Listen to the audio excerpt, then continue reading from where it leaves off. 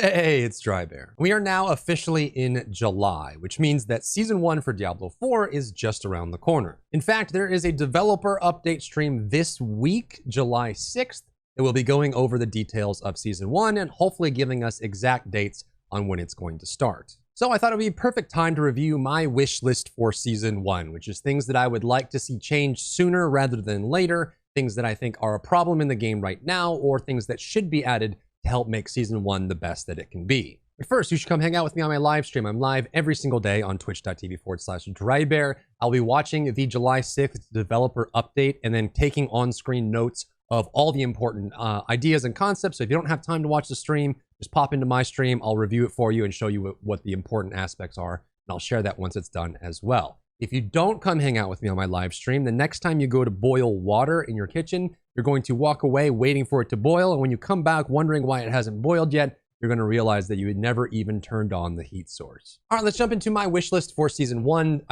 Ideas and concepts and things that I would like to see improved in the game sooner rather than later. So this is going to be this. I'll have the full document down below in the description. So if you wanted to look at this and review it or talk about it with your friends and have your opinion, feel free to do so. But this is going to be my list.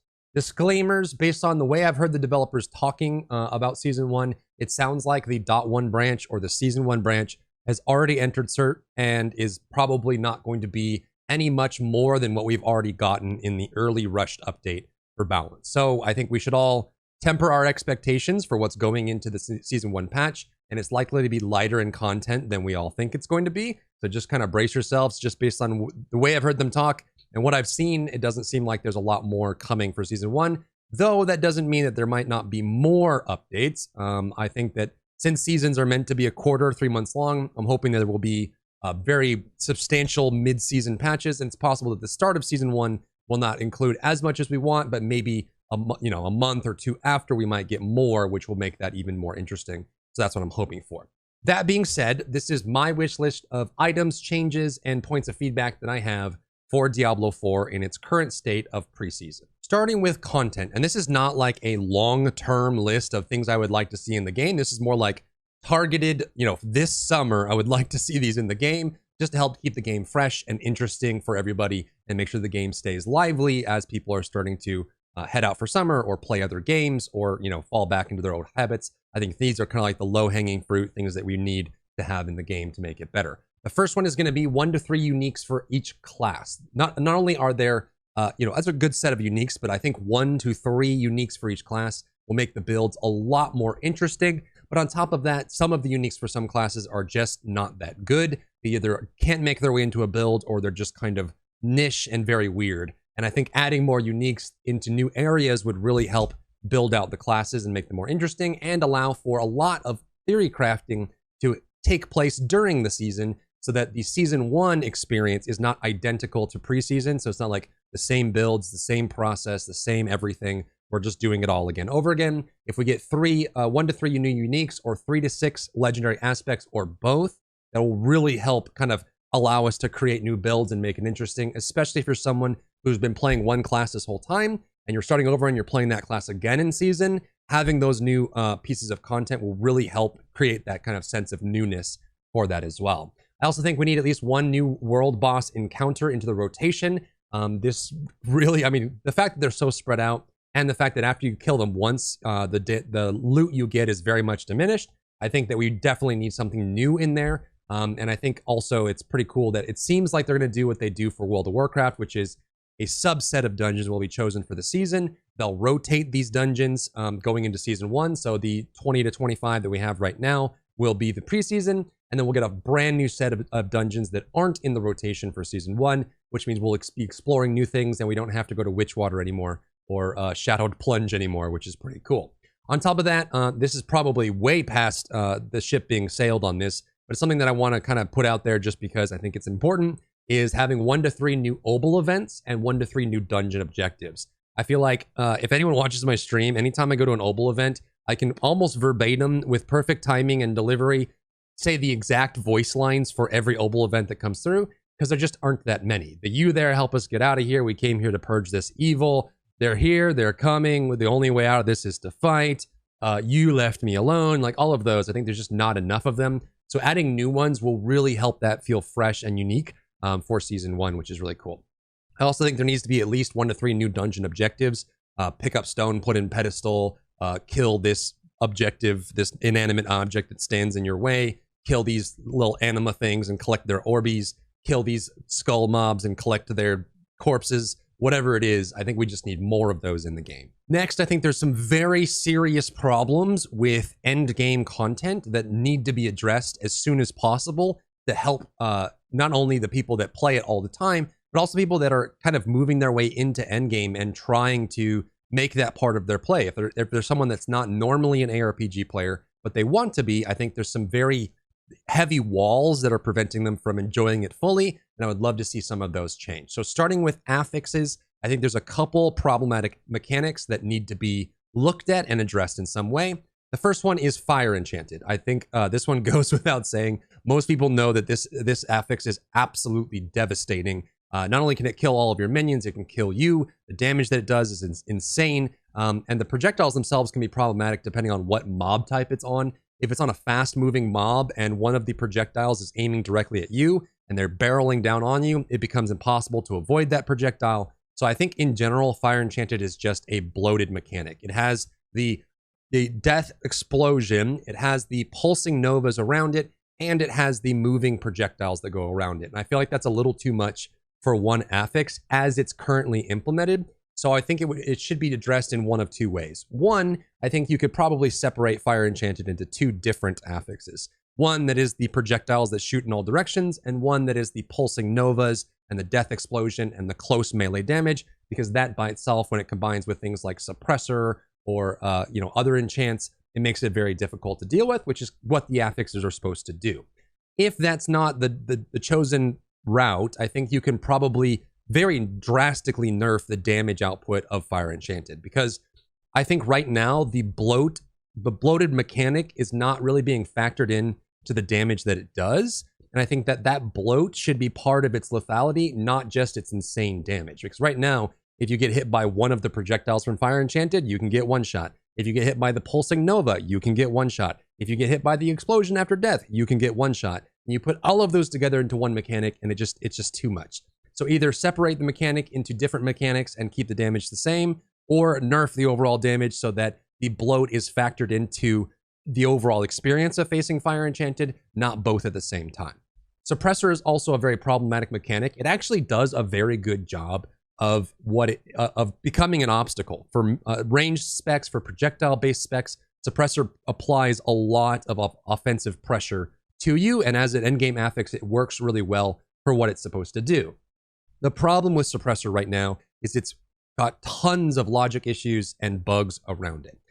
There's issues with channeling abilities, starting and stopping in and outside of the bubble. There's issues with deployables, like traps on the ground, having the bubble move over on top of them and move back. There's issues with minions getting stuck inside the bubble doing no damage, or getting outside the bubble doing damage. There's issues with proc effects not going off inside of the bubble, even though you're technically inside the bubble, things like Mendelm. And I think in general, there needs to be better logic for when multiple suppressors overlap.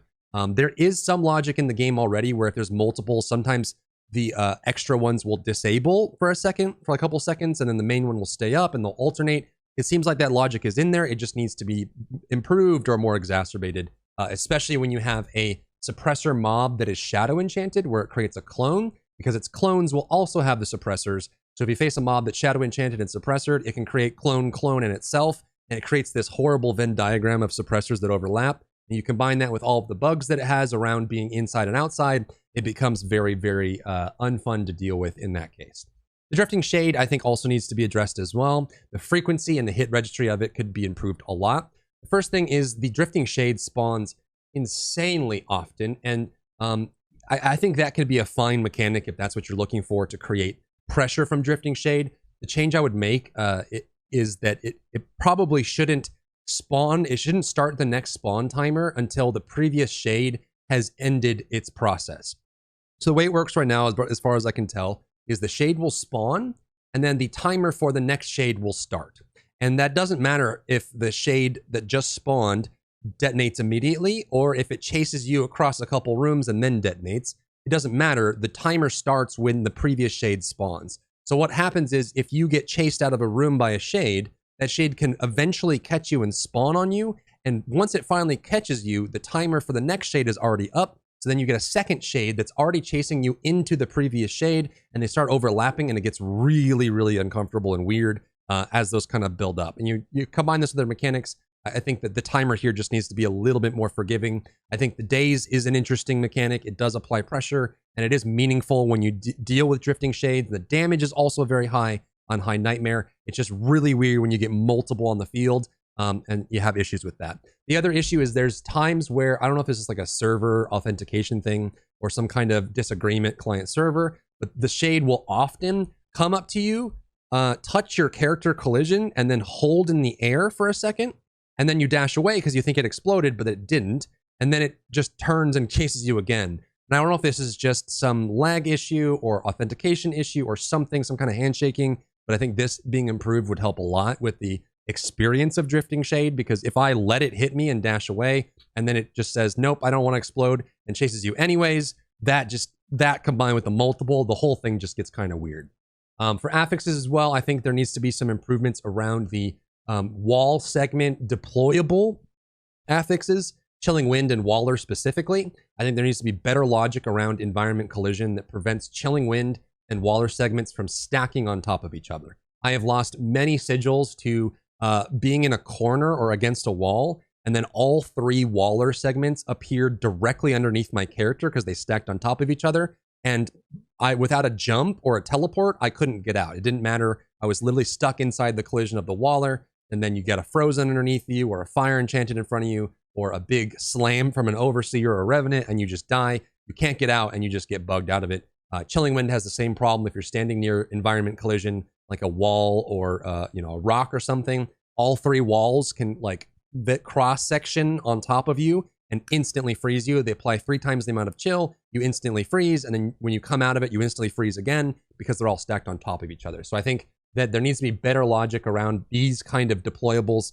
If it detects that several segments are going to stack on top of each other, maybe it only spawns 1 or 2, or maybe they just find a better way to orient themselves. But I think them always spawning 3 segments, regardless of whether or not it can fit all 3 segments in the area it's trying to spawn them in, is a very big problem for these 2 affixes. There's a lot more to talk about on the subject of player feedback for damage, but these are the ones that I've identified for the short term, things that I think are very problematic for experience for players in any level of play, whether you're just entering your first dungeon or you're doing Nightmare 100. I think a lot of these need to be changed because currently they just don't feel very good to face. They're hard for the wrong reasons, and I think there can be some improvements on them personally. So the idea that some damage sources are not accurately displayed to the player, it's hard to get this perfect, especially in a networked environment. When there's lag and desync, you can get some really weird things going on, especially when it comes to enemy animations. But these ones in particular are pretty rough and should be looked at. The first one is the frozen affix.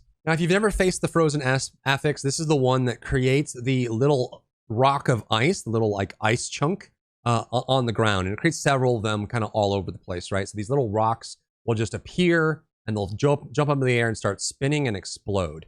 The problem with the frozen affix right now is that there is an area of pulsing damage around the rock. And this was the same in Diablo 3. I'm surprised this is the same problem here in Diablo 4, but they create these areas.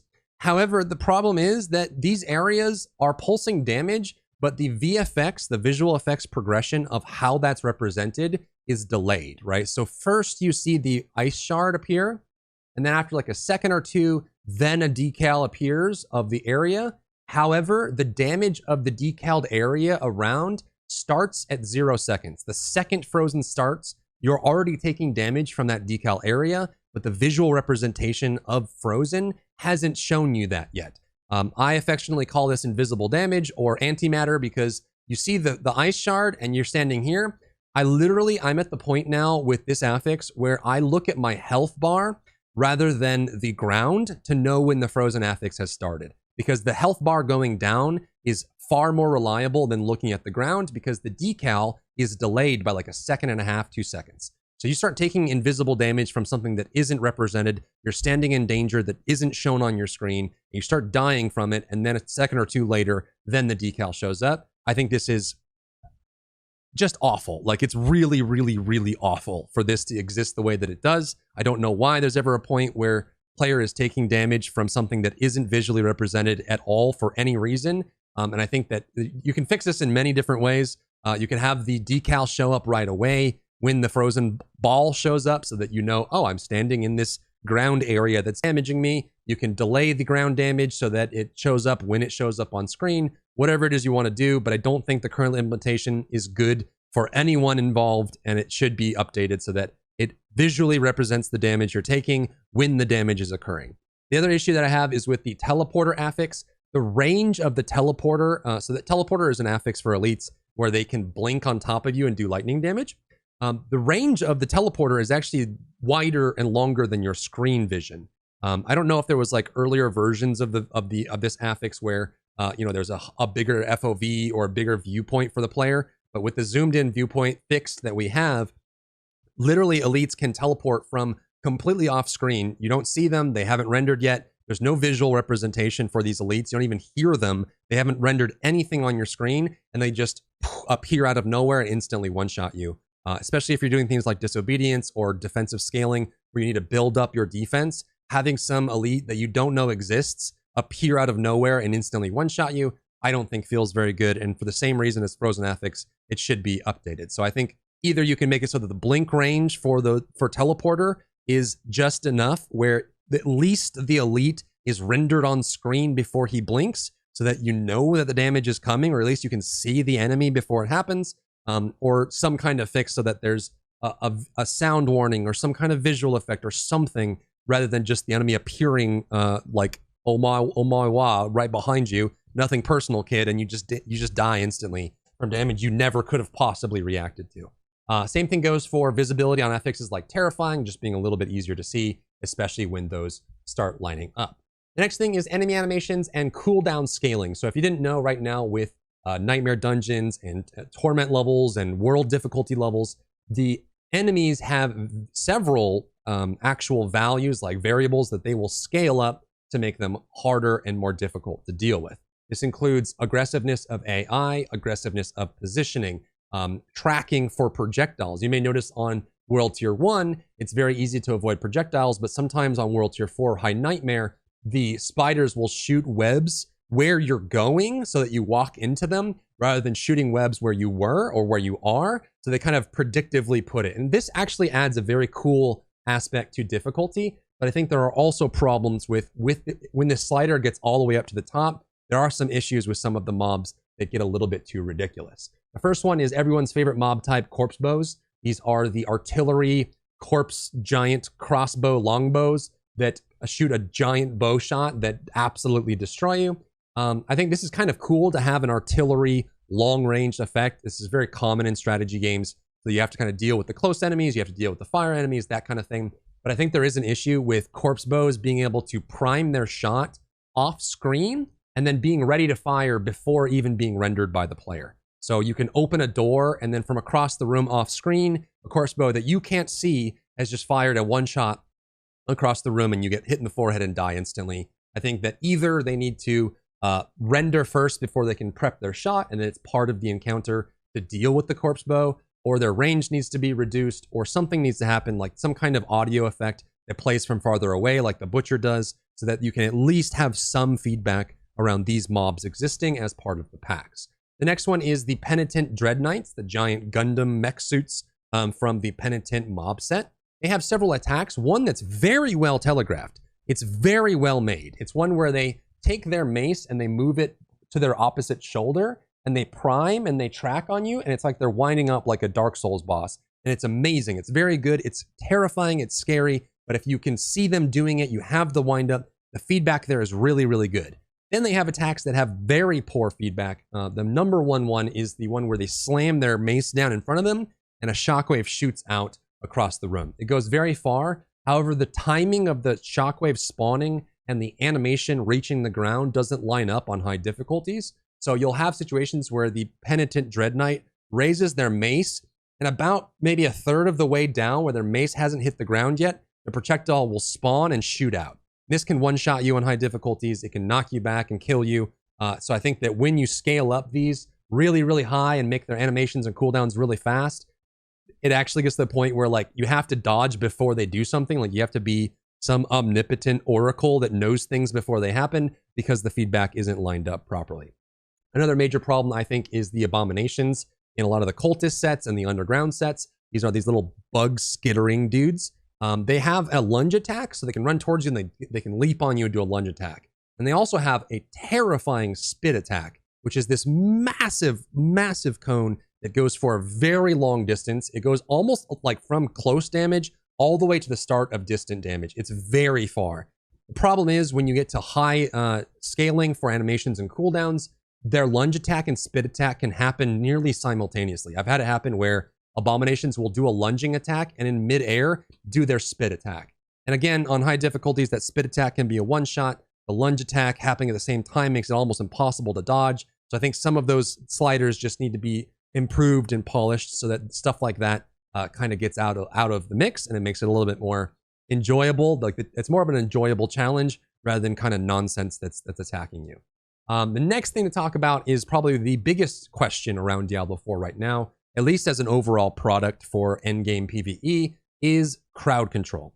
Now, I'm not saying that like I'm not saying crowd control is a problem, right? I'm offering two different paths here, and I think at least my assessment of where Diablo 4 is right now is that it's stuck between two different paradigms.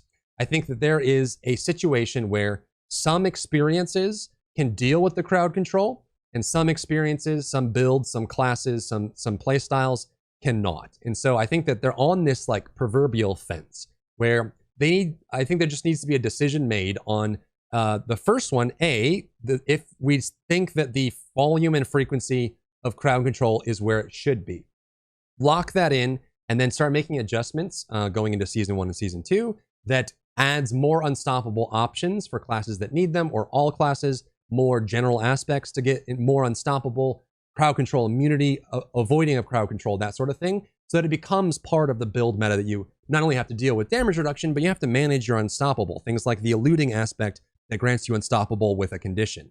So I think stuff like that can definitely be, if we're saying that the volume and frequency of crowd control is going to stay the same, then changes need to be made to make sure that the experiences that don't deal with that well can deal with that well.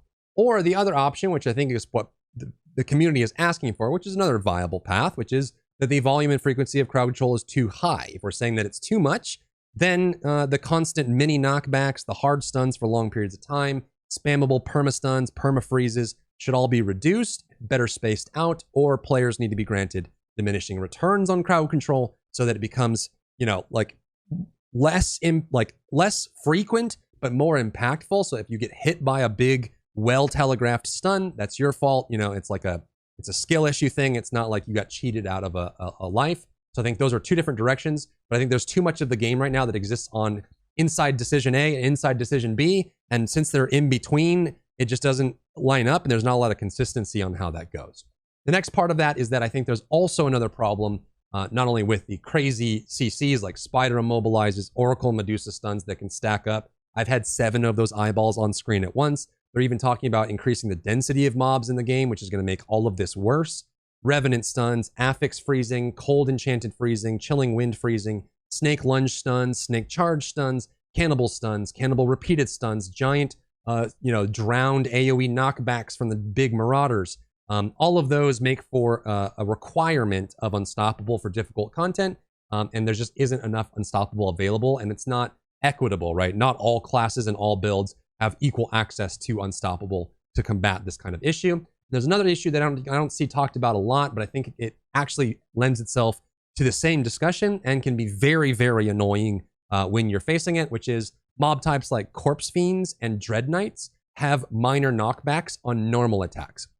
So when the Corpse Fiends do their little dash, or the Dread Knights do their slam or their sweep, they have this little mini knockback every time they attack. And when these attacks are increased with density, so you get higher density mobs, or when you do difficulty scaling with more animations, more attacks, shorter cooldowns, you get this constant stutter on your character if you don't have Unstoppable. So you get smacked, like if you have say 8 to 10 Corpse Fiends on screen or a bunch of Dread Knights, you just get knockback, and it interrupts channeling abilities. interrupts casting, it interrupts positioning, it interrupts using spells, using potions, and it just becomes this really stuttery, weird experience where, again, it lends itself into requiring unstoppable for the way the game is designed right now, which leads back to my previous point of I think there just needs to be a decision on how to handle this because the current state just feels a little too scattered on that part.